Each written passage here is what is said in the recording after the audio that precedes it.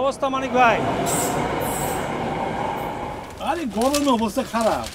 এইবার তো আসমান ভাঙে গরম পড়তেছে। ও চান ভাই, এক কাপ লাল চা তো। হ্যাঁ দিতেছি।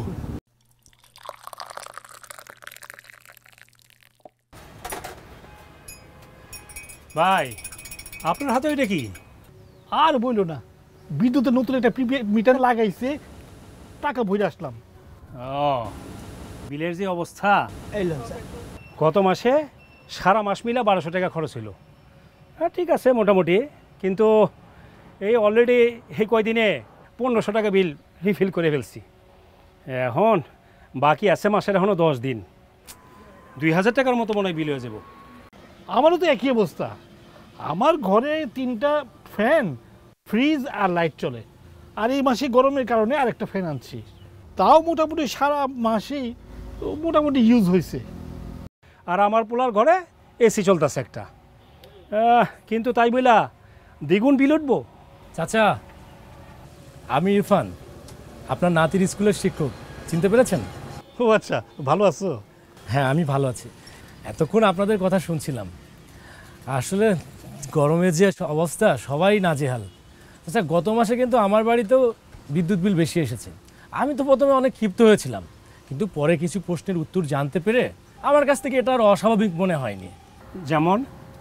যেমন আপনি সারা মাসে কত ইউনিট বিদ্যুৎ ব্যবহার করবেন সেটার উপর ডিপেন্ড করে বিদ্যুৎ বিল নির্ণয় করা হয়। এই জন্য ইউনিট অনুযায়ী বিদ্যুৎ বিল আলাদা আলাদা। আবাসিক গ্রাহকের ক্ষেত্রে 0 থেকে 50 ইউনিট লাইফ লাইন পর্যন্ত প্রত্যেক ইউনিট বিদ্যুতের দাম ধরা হয় 4 টাকা 63 পয়সা। আবার যদি 0 থেকে 75 ইউনিট পর্যন্ত কেউ বিদ্যুৎ ব্যবহার করে, তখন বিদ্যুতের দাম ধরা হয় 5 টাকা 26 পয়সা। আবার যদি 75 ইউনিটের উপরে এবং 200 ইউনিটের মধ্যে বিদ্যুৎ ব্যবহার করে, তার জন্য দেওয়া হয় 7 টাকা 20 পয়সা। এভাবে যত ইউনিট বাড়বে ক্রমান্বয়ে দামটাও তত বাড়তে থাকবে। আর একটা কথা চাচা, 50 ইউনিট বা 50 ইউনিটের কম যদি বিদ্যুৎ ব্যবহার করা হয়, সরকার কিন্তু তাকে সর্বনিম্ন দামে বিদ্যুৎ সরবরাহ করে। আগে তো এটা জানা ছিল না। আচ্ছা, আমার তো মনে হয়েছিল আমি যাই খরচ করি কেন একই রকম বিল উঠবো। এখন তো জানলেন চাচা, যত বিদ্যুৎ বেশি ব্যবহার করবেন তত ইউনিট বেশি খরচ হবে, আর বিদ্যুৎ বিলটাও বেশি আসবে, স্বাভাবিক। এটা কোনো ভুতুড়ি ব্যাপার নাই, এটা সরকার নির্ধারিত বিদ্যুৎ বিল। ও, এখন সব ক্লিয়ার। চাচা, আরও একটা সুবিধা কিন্তু আছে। প্রিপেইড মিটার ব্যবহারের ফলে এখন কিন্তু আগের মতো বিদ্যুৎ অফিসে গিয়া কিংবা ব্যাংকে গিয়া বিদ্যুৎ বিল দেওয়ার জন্য সারাদিন লাইনে দাঁড়ায় থাকা লাগে না। এখন মানুষ যেখানে খুশি সেখান থেকে হচ্ছে যে মিটারে টাকা রিচার্জ করতে পারে। কত টাকা খরচ হয়েছে, কত টাকা বাকি আছে, প্রত্যেকটা ইউনিটে কত করে ইউনিট চার্জ কাটতেছে, সব কিছু আপনি প্রিপেইড মিটারেই দেখতে পারবেন। এর ফলে আপনার প্রয়োজন মতো বিদ্যুৎ ব্যবহার কইরা সাশ্রয়ী হইতে পারবেন। এইসব সুযোগ সুবিধা তো আগের পোস্টপেড মিটারে ছিল না চাচা। সবই বুঝলাম। আমার বাসায় প্রিপেড মিটারে মাসের শুরুতে টাকা ভরলেই 200-300 টাকা কাইটা নিয়ে যায়। আমার টাকা অযথা কাটবো কেন? এই প্রশ্নেরও জবাব আছে চাচা। প্রিপেইড মিটারে প্রতি মাসে প্রথমবার যখন আপনি রিচার্জ করবেন, তখন 3 ধরনের চার্জ কেটে রাখা হয়। 1 ডিমান্ড চার্জ, 2 মিটার ভাড়া, 3 5% ভ্যাট। এই সকল চার্জ তো আগেও পোস্টপেইড মিটারে ছিল, কিন্তু চাচা আপনি যদি একই মাসে দ্বিতীয়বার রিচার্জ করেন, তখন কিন্তু শুধুমাত্র ওই ভ্যাটটাই কাইটা নিবে, অন্য সকল চার্জ কিন্তু কাইটা নিবে না। বরং যতবার রিচার্জ করবেন ততবার বোনাস হিসেবে আপনি কিছু টাকা ফেরতও পাবেন, যা সম্পূর্ণ আপনার এনার্জি ব্যালেন্স হিসেবে মিটারেই যুক্ত হবে। ও আচ্ছা, তাহলে এই কথা।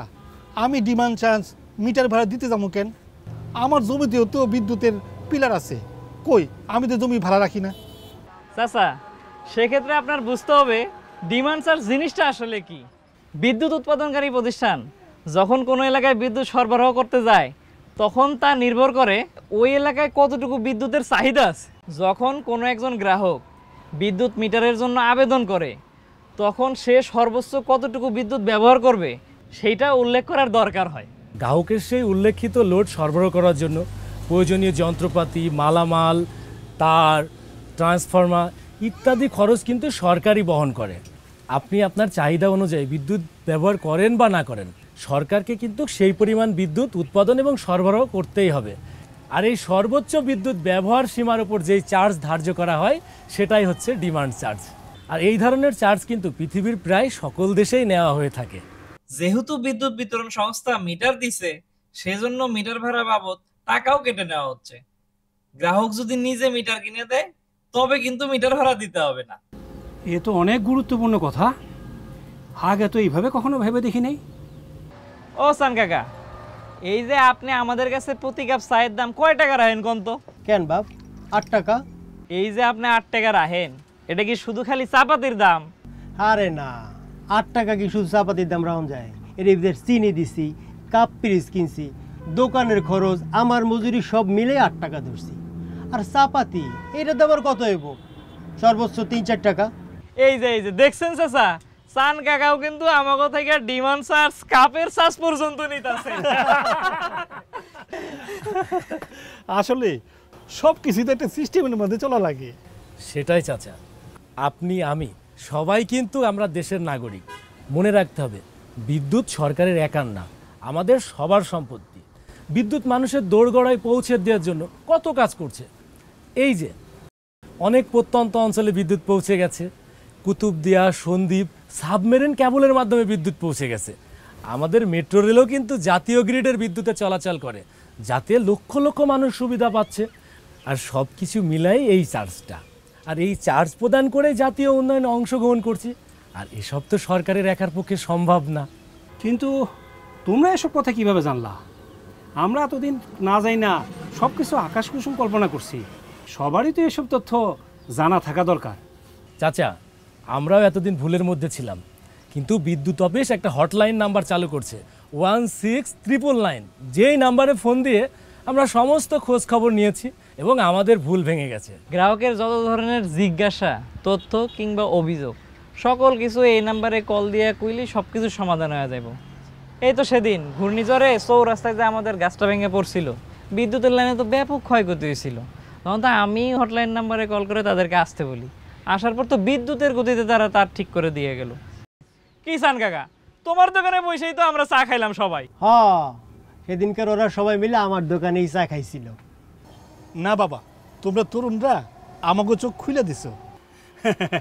আমরা তো এতদিন জানতাম আজকালকার পোলাপাইনরা সারাদিন খায় দায় আর মোবাইল টিপে।